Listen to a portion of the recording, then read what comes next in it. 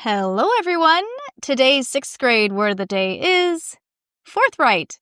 The definition: direct and outspoken, straightforward and honest. And here's an example. The police officers were anything but forthright when it came to handling Nick's stolen car.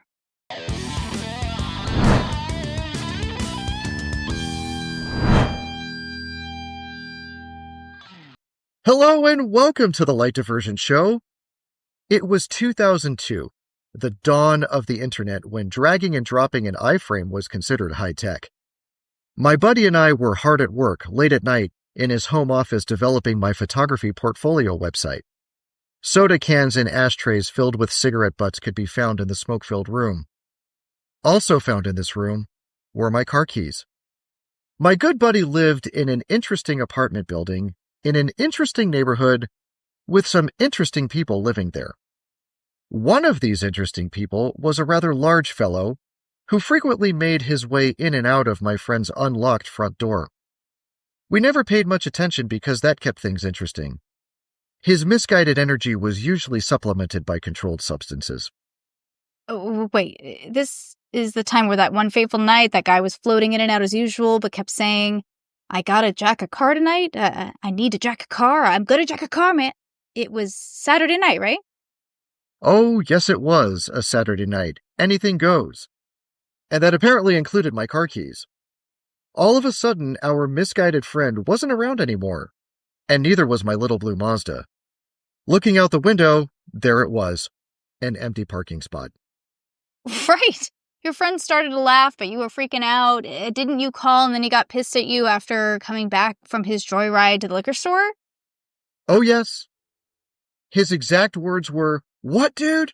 You called the cops on me, man? That's so messed up." There's a lot more to it, but Elena's chomping at the bit. Elaina, I can already see you shaking your head. Your thoughts, please.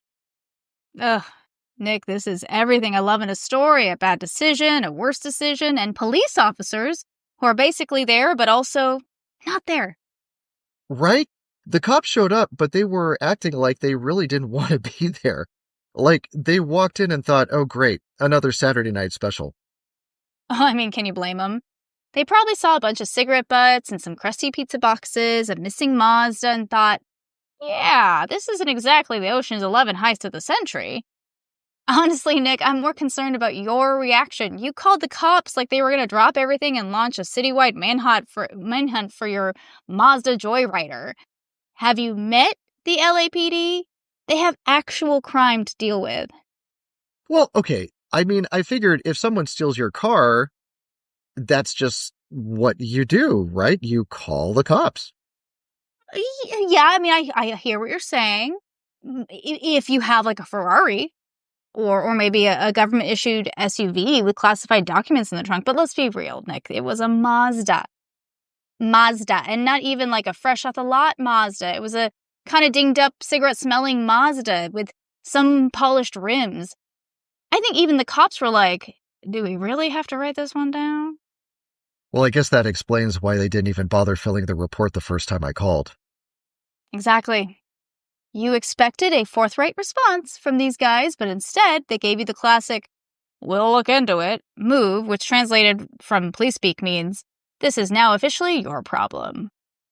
Yeah, and then when our interesting friend actually came back with my car, I called again, and they showed up like, "Oh, you again?" Because in their heads, this was just a Saturday night soap opera. I bet they had bets going. "All right, boys, place your wagers. Does the Mazda return before sunrise?" Okay, but you know what makes this worse? When I confronted our interesting friend about it, he was offended, like I had betrayed him by calling the cops. That's classic criminal logic. Like, he's just out here borrowing your car without permission, but you crossed the line by reporting it? The audacity! The audacity, Nick! What did you expect? A thank you note for returning it, a fresh mystery scent? Well, speaking of which, my car never smelled the same again. I swear it was permanently altered, the poor little Mazda. Oh no, what kind of smell are we talking about here? Like if Mountain Dew and regret had a baby. Ew? That's disgusting? Okay, but listen, the real question here. Did he'd technically steal your car. I mean, okay, I did get it back, but I also didn't give him permission. So I'm not really sure what that makes it. But at any rate, look, Elaina, I know we could talk about this one all day, but again, we've really got to wrap this one up. I think we covered some good ground here, but we'll probably have a follow-up episode on this one. But that reminds me, guys, while we wrap this one up, of course, we sure hope you like this story. Don't forget to like, share, and subscribe. Check out all the descriptions and everything in the description below, guys. Look at our sponsors. They always help us out in a major way. Elaina, I need your final thought on this, though. What does this make it? I didn't give him permission to take it. I got it back. I need you to make sense of this whole thing, Elaina. That makes it the world's most laid-back carjacking. Like, somewhere out there is a list of grand theft auto charges, and this barely makes the cut, right? Okay, so you can get your Light Diversions merch because nothing says I may or may not have consented to my car being stolen like a great t-shirt. You can leave a message on our hotline, 818-538-8203, and tell us if anyone has borrowed your car without asking. And was it stealing, actually? And Light Diversions, your favorite show.